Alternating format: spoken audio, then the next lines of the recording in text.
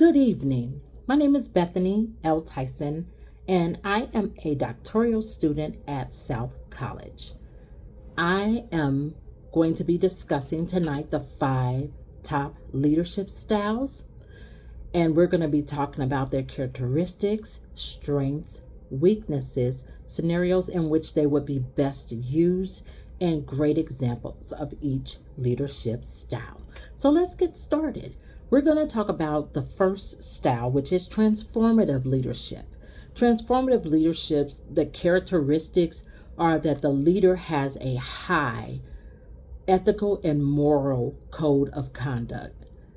The major characteristics of it is that transformative leadership is very popular. The leader takes very good care to listen to their followers. They engage their followers and help them transcend where they are to where they should be, and help them to believe in something bigger than themselves. And this is the crust of this leadership style. They have a strong sense of self-actualization. They are passionate, and they build trust within their team.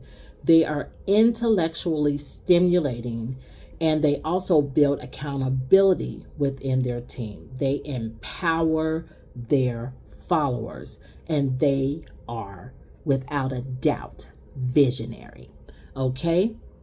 So their strengths, the strengths of transformative leadership, are that people are just innately attracted to this type of leadership, right? You have someone who is very charismatic, who has a vision, who's a strong communicator, who inspires and uplifts and motivates people to be better. And who doesn't want to be better? So this is a leadership style that people just innately follow. It promotes open and honest communication within the team. The leadership style itself is shown to be very effective.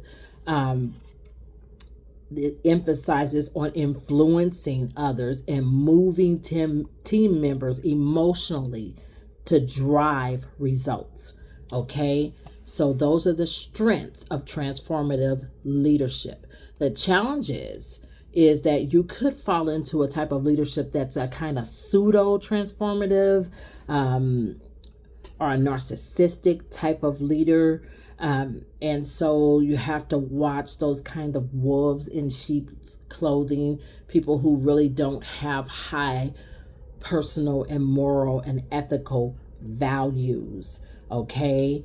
And another drawback is that it lacks quantitative, conceptual and measurable clarity. So the data may or may not be in with this type of leadership style. Transformative leaders are the transformative leadership style does not address some of the key factors of great leadership, like problem solving, decision making, planning and development, really just going through the organizational skills that leaders have. Okay. And so that is not addressed. It's more of a feel good, get motivated, get inspired. Let me say this speech and I'm going to get you revved up so that we can change the world type of leadership style. The lines between transformative leadership and pseudo-transformative leadership styles, as we talked about before, may be blurred. You could have someone like Jim Jones, who started off, or supposedly started off, as a really good leader and ended up being not a good leader at all. Okay, so this the data sometimes in this theory, lastly, can be a little sparse. A scenario in which a transformative leader may be best suited would be in civil service, education, religion, politics. Those are all great places for transformative leaders, or even CEOs of companies. You really need someone who has a great vision and can move people to drive results. One of the greatest examples of a transformative leader would be Dr. Martin Luther King. Another one would be uh, President Abraham Lincoln. So let's move on. I have a lot of regard for Dr. King. A lot of people do. So he's a great example of a transformative leader. He changed the scope of a country with a dream. You can't get more transformative than that. Okay, so the next leadership style is an authentic leadership.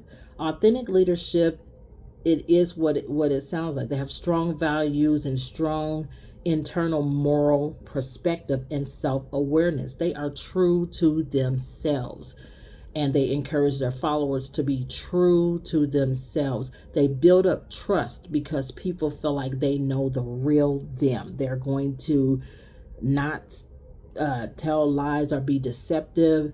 They're going to be people with high moral values.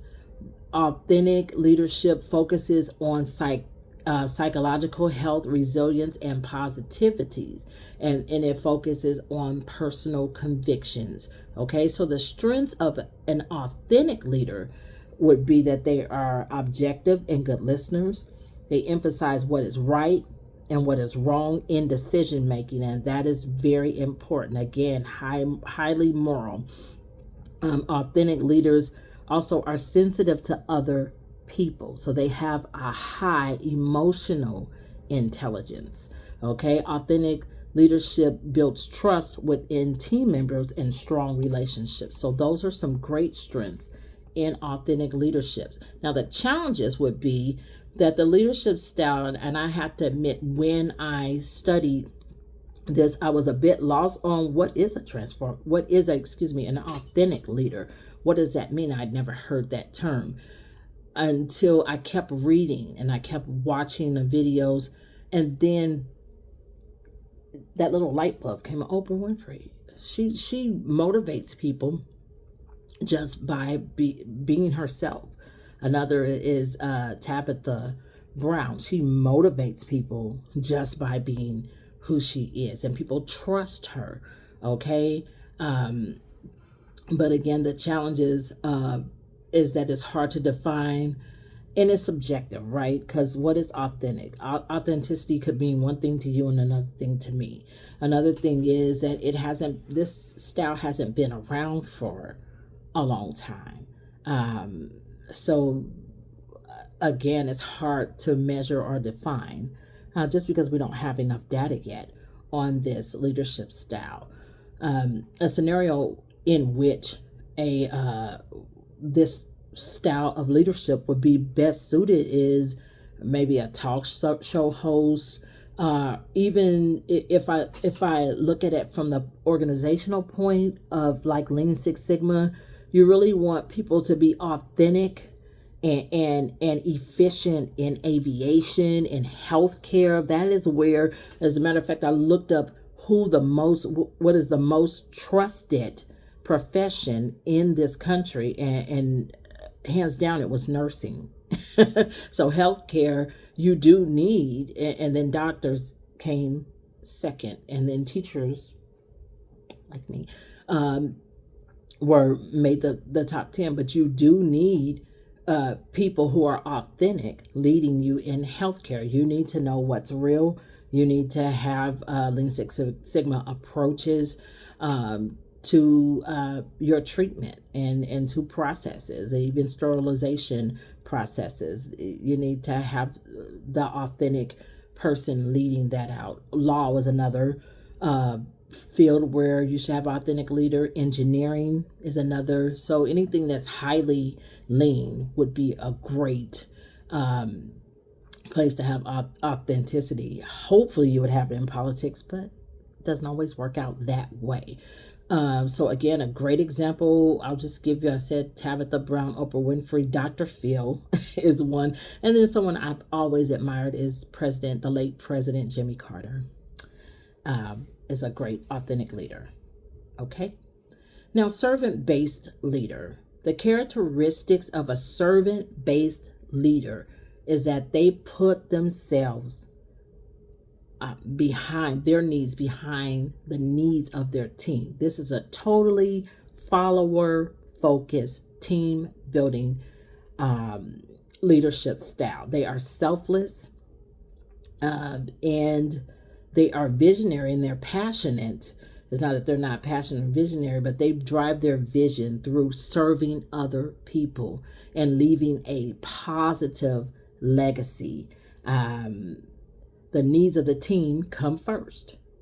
In a nutshell, that is what our servant-based leadership is. The needs of the team comes first.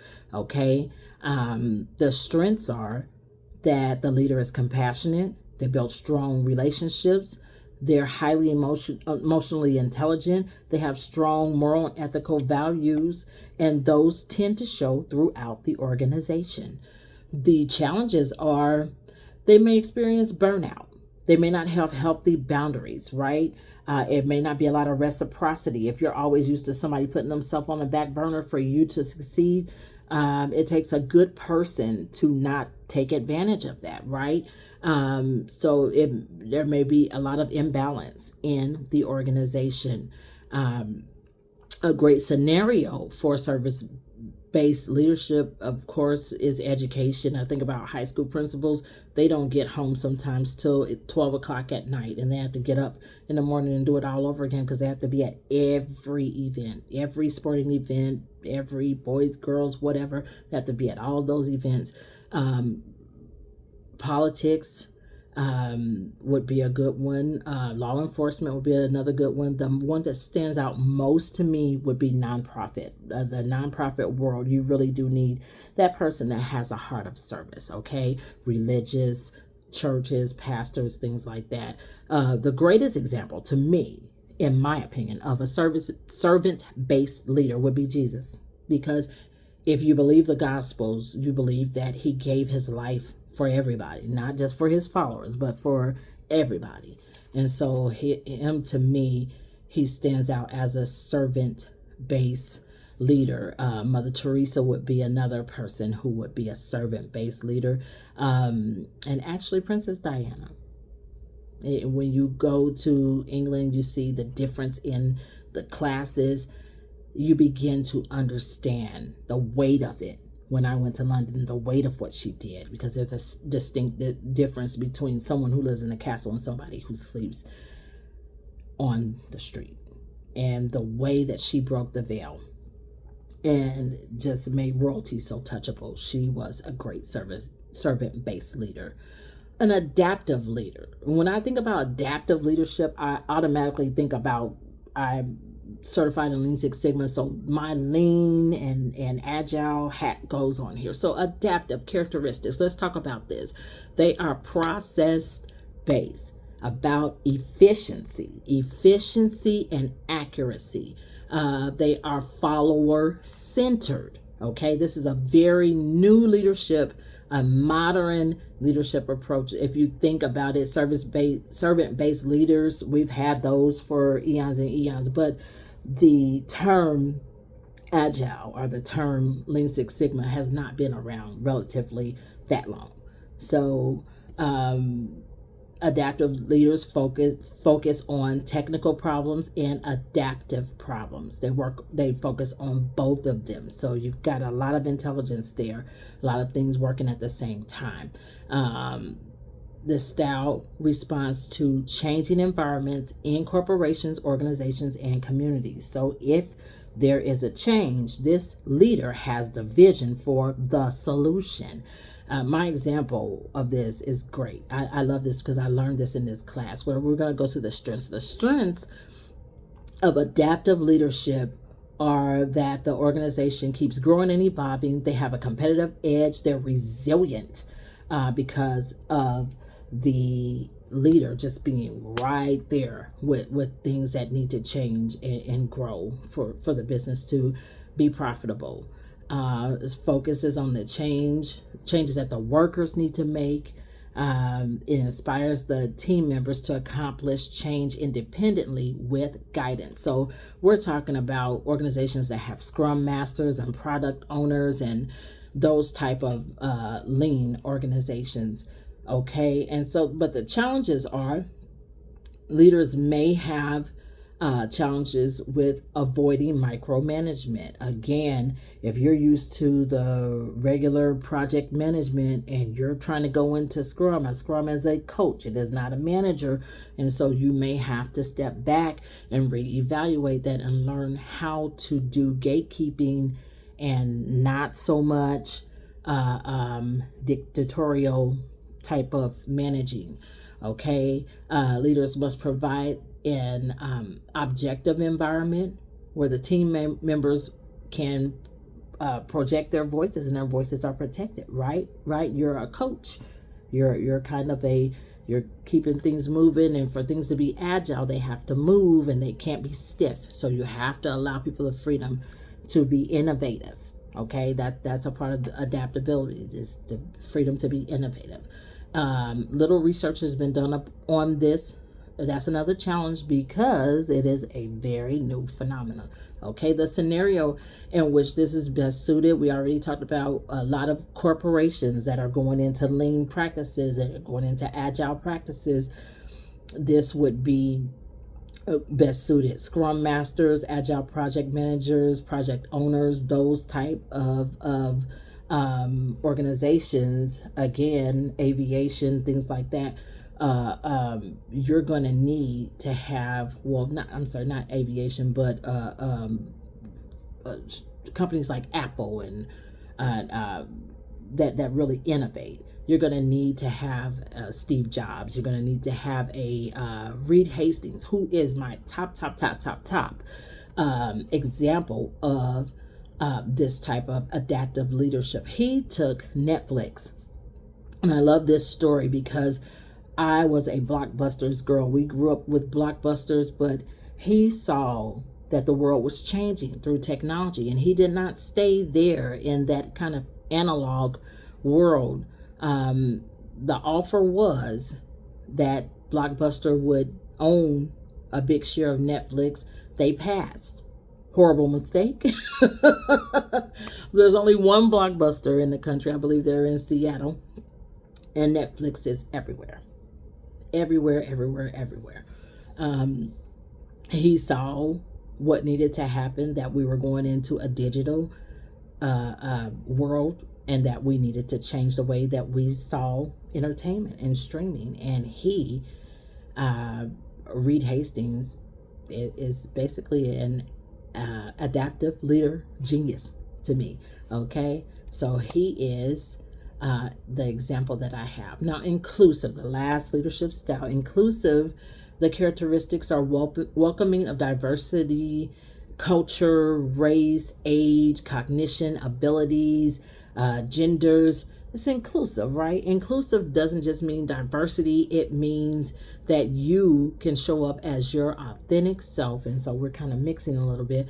Show up as your authentic self in order to really positively impact your organization. So the celebration of differences is very much a part of the inclusive leadership style, and they celebrate differences and use them to create a competitive advantage over other organizations or businesses. That is the genius of inclusive leadership.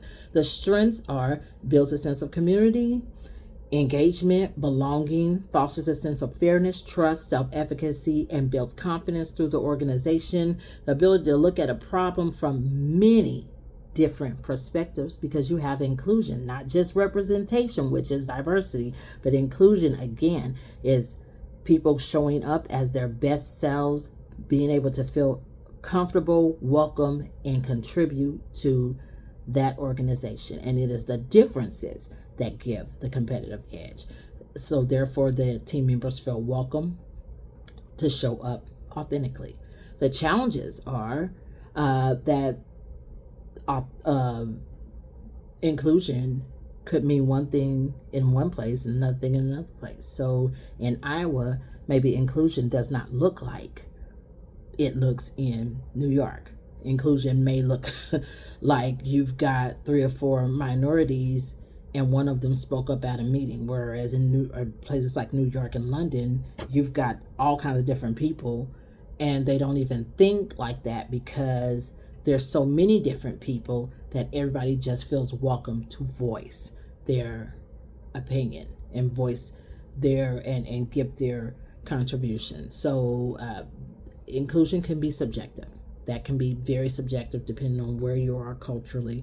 And then too, a leader has to be culturally sensitive, and you can be culturally sensitive in an area of race and not be as sensitive in the area of gender. So sometimes some bias can get in the way of that. The best scenario for an inclusive leader would be if you were leading out a global team. You would want someone there to be inclusive because you don't have time to get caught up in a monocultural type of leadership style. You have too many different people that are going to be servicing a lot of your different customers, and you have to look at it this way. The more inclusion you have, the more needs you'll be able to meet in your organization. So I think that sums it up. I think a good person that I would say that would be a sense of someone who can lead out in an inclusive environment would be Barack Obama. I think that he and Michelle Obama, First Lady Michelle Obama, really showed the nation what we could be if we all band together. And on that note, I would like to thank you for your time, and I appreciate you, and have a wonderful rest of your day. Bye.